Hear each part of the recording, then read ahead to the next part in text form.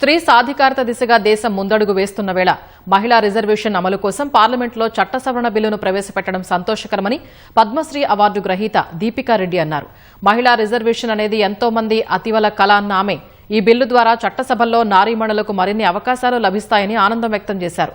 మహిళలకు అవకాశాలు కల్పిస్తే దేశం మరింత వేగంగా అభివృద్ది చెందుతుందని 2047 నాటికి వికసిత్ భారత్ లక్ష్య సాధనలో మహిళా భాగస్వామ్యం కీలకమని స్పష్టం చేశారు.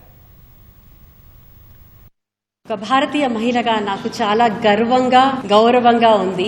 అన్ని రంగాలలో మహిళలు పురుషులతో సమానంగా రాణిస్తున్నారు. అందుకొరకే ఇది చాలా అవసరం మనకు. ఇప్పుడు గ్రామం నుంచి అది దేశం వరకు మహిళలు పాలసీలో మేకింగ్ లో ఉండాలి అని మేమందరం కోరుకుంటున్నాము. President is a lady and then మన ఫైనాన్స్ మినిస్టర్ ఇస్ అ మహిళ.